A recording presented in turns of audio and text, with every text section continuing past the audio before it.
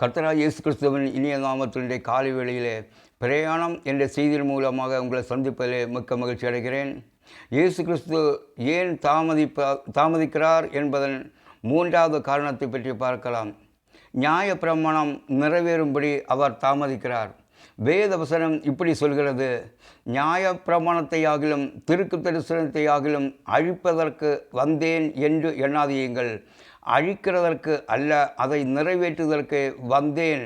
வானமும் பூமியும் ஒழிந்து போனாலும் நியாயப்பிரமாணத்தில் உள்ள அதெல்லாம் நிறைவேறும் அளவும் அதிலே ஒரு சிறு எழுத்தாகிலும் ஒரு எழுத்தின் உறுப்பாகிலும் ஒழிந்து போகாது என்று மெய்யாகவே உங்களுக்கு சொல்கிறேன். மத்தேயு எழுதின சுவிசேஷம் 5ஆம் அதிகாரம் 17-18 வசனத்தில் எழுதப்பட்டிருக்கிறது. நியாயப்பிரமாணத்தை கட்டளையிடுகிறவர் ஒருவரே, அவரே ரட்சிக்கவும் அழிக்கவும் வல்லவர். மற்றவனை குற்றப்படுத்துகிறதற்கு நீ யார்? யாக்கோபு 4ஆம் அதிகாரம் 12வது வசனம். நியாயப்பிரமாணத்தை பற்றி வேதத்தில் சுமார் 100 இடங்களில் எழுதப்பட்டுள்ளது. தேவன் நியாயப்பிரமாணத்தை அழிக்க அல்ல, அதை நிறைவேற்றும்படி இந்த உலகத்தில் வந்தார். நியாயப்பிரமாணம் மோசேயின் மூலமாய் கொடுக்கப்பட்டது. கிருபையும் சத்தியமும் இயேசு கிறிஸ்துவின் மூலமாய் உண்டாயின. யோவானின் சுவிசேஷம் 1ஆம் அதிகாரம் 17ஆம் வசனத்தில் எழுதப்பட்டுள்ளது.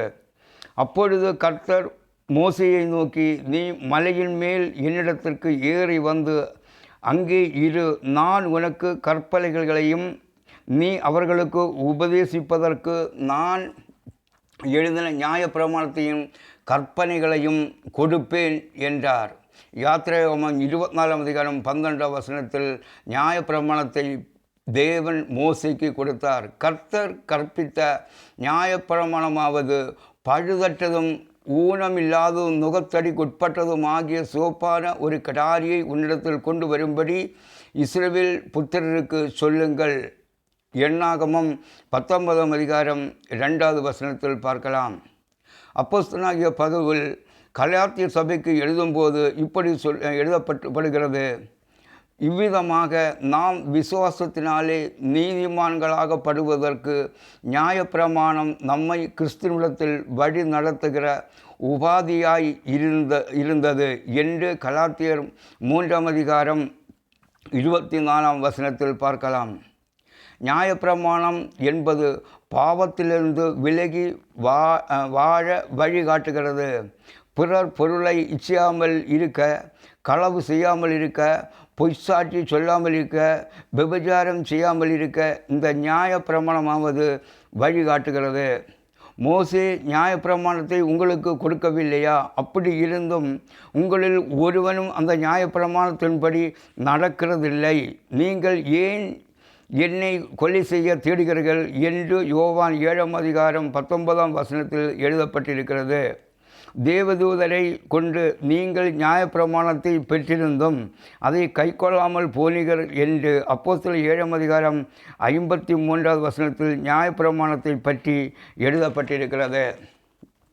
இந்த நியாயப்பிரமாணமாவது யாக்கோபும் அவன் சந்ததியும் எகிப்திலே 430 வருடம் அடிமைப்பட்டு பின் விடுதலையாகி கானானுக்கு போகிறார்கள். ஒரு நீண்ட கால பயணம். இந்த ஜனங்கள் கீழ்ப்படியாதவர்களும் தேவனுக்கு பயப்படாதவர்களும் எப்படி வாழ வேண்டும் என்ற கட்டளை இல்லாமல் இருந்தது. ஆகவே தேவன் மோசேயை சீனாய் மலையின் உச்சியில் அழைத்து அவனிடம் மனிதன் எப்படி வாழ வேண்டும் என்ற நியாயப்பிரமாணத்தையும் கட்டளைகளையும் எழுதி கொடுக்கிறார். இந்த நியாயப்பிரமாணத்தை வாங்கி கொண்டு வரும்பொழுது மோசே கண்ட காட்சி, கன்றுக்குட்டியை செய்து அதை வழிபடுகிறார்கள். தேவன் கொடுத்த முதல் கட்டளை, என்னை அன்றி வேறே தேவர்கள் உண்டாயிருக்க வேண்டாம் என்று. ஆனால் மோசே கண்ட காட்சி விக்கிரக ஆராதனை. ஆகவே தான் மனிதன் இப்படிதான் இருப்பான் என்று மனிதனுக்கு கட்டளையாகவும் நியாயப்பிரமாணமாகவும் எழுதி கொடுத்தார்.